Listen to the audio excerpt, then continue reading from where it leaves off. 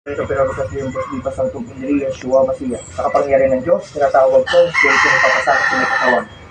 Ikay matulog na. Wala labanan. Lagalagate. Tulog.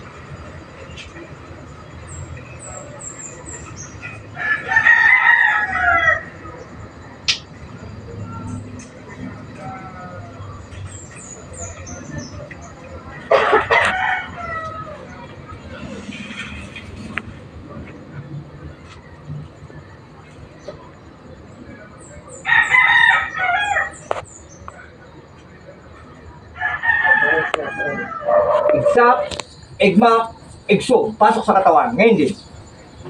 Huli ka. Ba't mo pinapasakitan to? Tayo mag-usap. Ha? At kanina mo pa pinatataas yung daliri. Tayo mag-usap. Kakalasin mo to? Sagot? Kakalasin mo to? Oo, ngayon, oo. Sino ka? Bakit mo to pinapasakitan? Hindi mo daw to nahirapan daw huminga. Ha? Tagasan kang gumagawa nito? Pwede ba tayo mag-usap? Sagot? Ha? O ngayon, galit ka ngayon. Ha?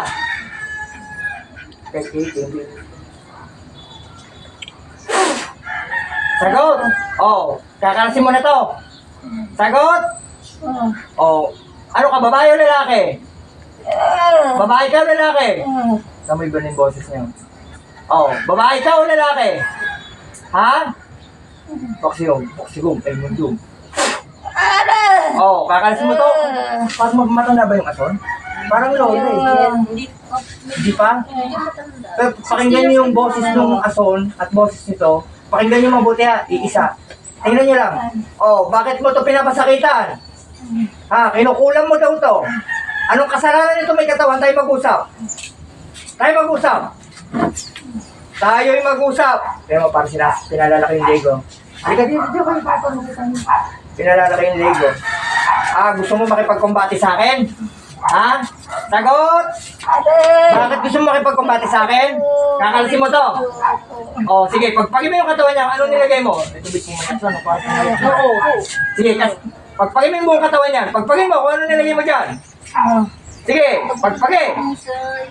Jesus Pactum, ex seminaro, Senyor Cristo, marumurok milam. Kalasin mo. Wala kang iyano. Tama, nangangatog pa, oh. Ayun ang mangkukulang pag nahuli mo, eh.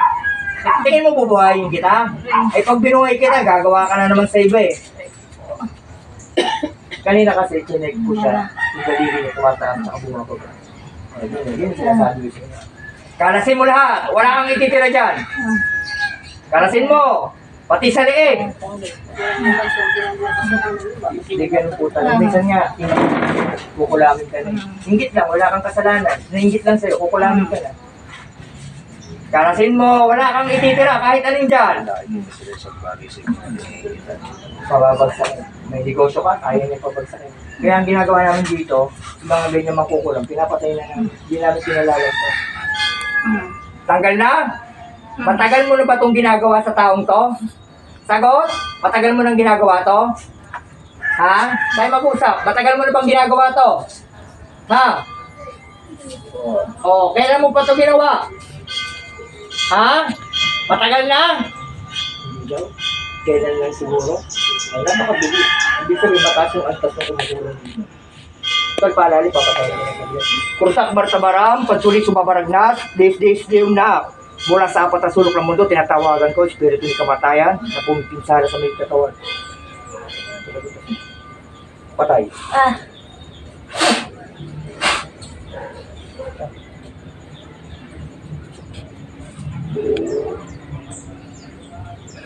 Galit ko lang. Sabi sa hiling na galit.